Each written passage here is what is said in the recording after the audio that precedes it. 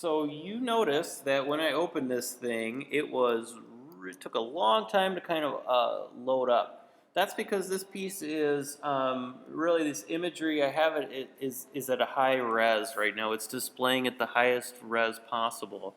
You don't always want to do that in InDesign. Once you confirm that this piece is at a high resolution and it's sharp enough, you can actually um, go under View and then Display Performance. And instead of High Quality Display, you can actually select Typical Display.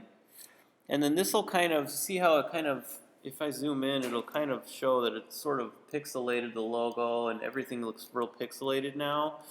This is intentional because now I can actually navigate this file a lot faster and do any type edits that I need to do without worrying about the imagery too much. And because I know in the back of my head, this stuff is high quality.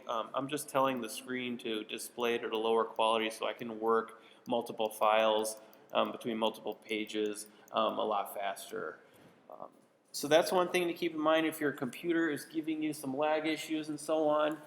Go up to View and then Display Performance and do a typical display. You could also even do a fast display. Fast display just makes it boxes out everything, and then this is even faster. So if you have a catalog with a ton of high-res images and you just need to update copy or something and don't need all that lag time, then you can do this fast display as well. Okay, so those are just a couple of different options there. I usually work in the typical display if I need to work faster. Preflight panel. So preflight menu is down here. It shows you if you have any errors. So this green button here, if it's green, that means you have no errors in your file. Let me break this file real quick. So one thing that'll break it is if I shrink this text box to where, again, we have text that's not showing up in my text box. Here it's all cut off. As a designer, I can go and see real quickly that I have one error. So let's say I'm at like a different page altogether, like I'm over here, and let's say this has a lot of pages to it, and I see I have an error, but I don't know where the heck it is. You can use this drop-down menu and hit Preflight Panel and then see that there's a text error here. It's telling me, and it's telling me that when I extend this menu that I have overset text. And then I have this little page number indicator, and it says text frame on page 1. I have overset text there. And if I actually click on this, it'll take me directly to that error and select the box that I have the error at. And then it'll just give me a nice reminder that, oh, I'm going to have to extend this text box a little bit like that to clean up that error. And now you can see I have no errors. So if you can imagine a 20-page catalog, for instance, and I have multiple text boxes that are overset, and I'm not sure where this text box is or where all my errors are. You'll see a listing here of all the errors listed out. You can expand them and then click and then just go through one by one on your list and then fix those errors in your document. It'll jump right to it rather than you having to turn your invisibles on and then kind of look through this document and see if I can spot the errors just visually.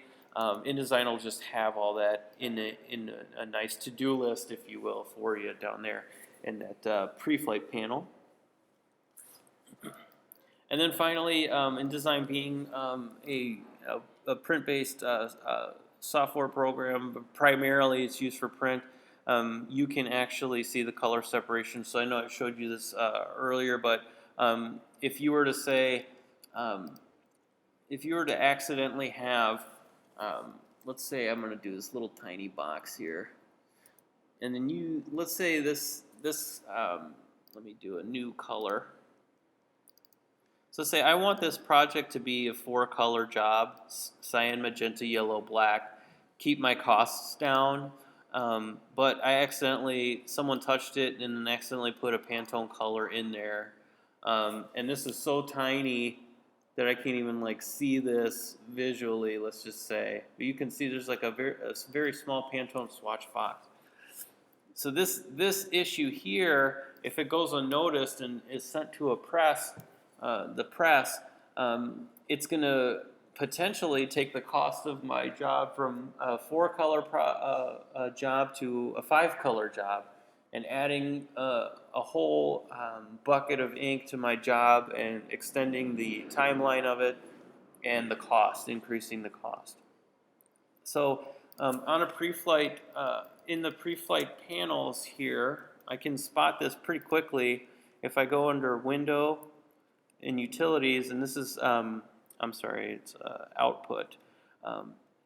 So under Window, Output, and then Separations Preview, I'll be able to see real quickly in this document that I actually have a Pantone color in this, and I can turn all these off, turn the Pantone on, and then zoom out here, and then see exactly that I have a Pantone color right here, and this is the culprit.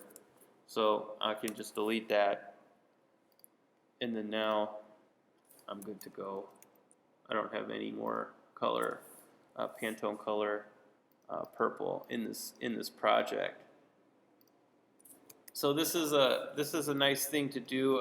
Sometimes actually for type, if you have really small type in your design, and it needs to be black throughout, this is very common. You will this will come in handy too. You'll be able to spot areas of type that are not black that you'll need to change or something like that. So separations preview is a handy tool as well. So typically in a workflow, I would just turn it on, and then go page for page in the design to see if I can find a Pantone that was there by accident or something.